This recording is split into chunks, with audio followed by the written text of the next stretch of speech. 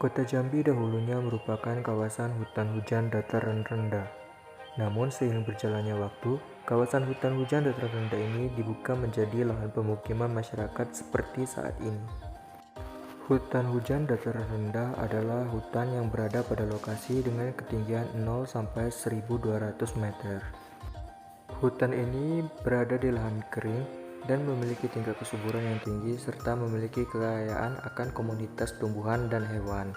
Ciri khas hutan ini adalah memiliki pohon yang lebat dengan pepohonan yang mendominasi dan selalu hijau, merupakan habitat bagi diteror Carpalsaurea, Hirea, dan Vatica, serta memiliki 3 lapisan utama, yaitu lapisan yang memiliki tajuk rapat dengan tinggi 20-40 meter.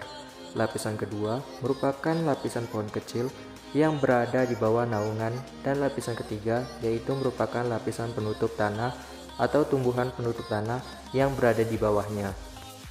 Pada video kali ini kita dapat melihat hutan hujan dataran rendah yang berada di Hutan Pendidikan Fakultas Kehutanan Universitas Jambi. Walaupun hutan ini bukan hutan virgin, tetapi hutan ini merupakan hutan sekunder dan dapat mewakili kondisi hutan hujan dataran rendah.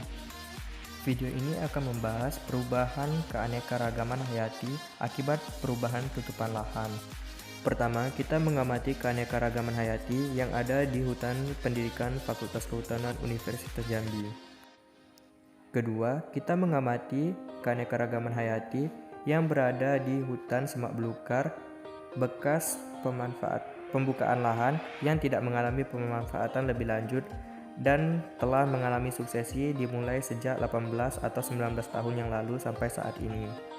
Hutan Pendidikan Fakultas Kehutanan Universitas Jambi ini memiliki vegetasi yang cukup rapat dan juga didominasi oleh pohon-pohon yang cukup tinggi, berkisar 20-40 meter dengan diameter lebih dari 10 cm. Rata-rata pohon yang berada di daerah di relokasi ini memiliki umur lebih dari 3 tahun. Hal yang paling menarik perhatian saya pada lokasi ini adalah saya menemui beberapa buah-buahan seperti kenari dan juga menemui pohon meranti yang masih dalam tahap rancang yang sudah mengalami perbanyakan tanaman secara vegetatif, yaitu cangkok.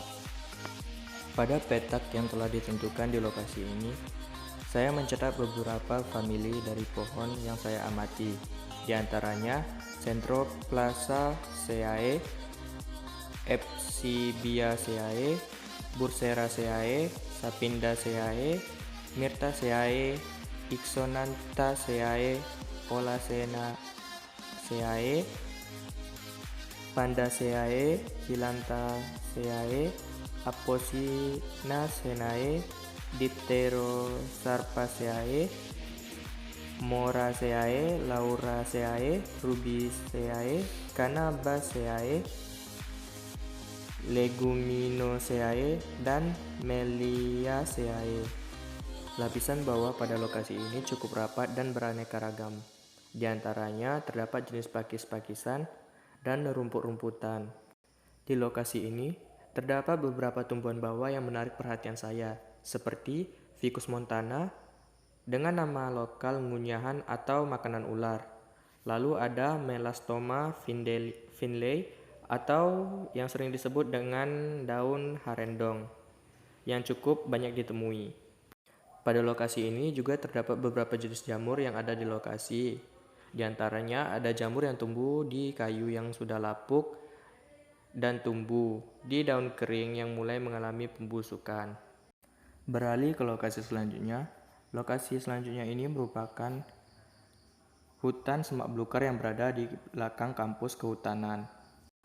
Hutan semak belukar ini dulunya merupakan bekas lahan terbuka yang tidak dilakukan pemanfaatan secara berlanjut dan mengalami suksesi sejak 18 atau 19 tahun yang lalu. Pada lokasi ini dapat terlihat bahwa vegetasinya tidak begitu rapat dan tumbuhan bawahnya cukup mendominasi. Di antaranya ada Melastoma atau daun harendong. Setelah pengamatan dan pendataan dari 2 lokasi dilakukan, maka dapat dilihat perbedaan yang sangat mendasar dan mencolok di kedua lokasi ini. Pada lokasi pertama dapat dilihat keanekaragaman hayati yang cukup tinggi, baik dari jenis pohon, tumbuhan bawah, maupun dari jenis fauna. Bisa dilihat bahwa dari lokasi pertama ini bisa menemukan berbagai macam jenis famili pohon yang tumbuh dengan lebar tajuk yang cukup rapat sehingga matahari tidak dapat masuk langsung ke bagian bawah. Sementara pada lokasi kedua ini, vegetasinya tidak terlalu rapat dan juga tajuknya tidak terlalu rapat, sehingga matahari dapat terus menyinari lapisan bagian bawah pada lokasi ini. Kesimpulan dari praktikum ini adalah tutupan lahan mempengaruhi perubahan keanekaragaman hayati. Semakin berkurang tutupan lahan, maka semakin berkurang juga keanekaragaman hayati. Kita perlu menjaga, merawat, dan melindungi tutupan lahan, terutama hutan datar rendah, agar keanekaragaman hayati yang ada di kawasan hutan datar rendah tidak berkurang, tetap terjaga, dan lestari. Bahkan bisa bertambah lebih banyak dari aslinya. Sekian penjelasan saya mengenai praktikum pengamatan keanekaragaman hayati. Saya Dito Daniel Rumapea dengan NIM L1A1200072 dari kelas R001 mengundurkan diri. Sekian dari saya ucapkan terima kasih dan video ini semoga bermanfaat bagi pendengar dan penonton.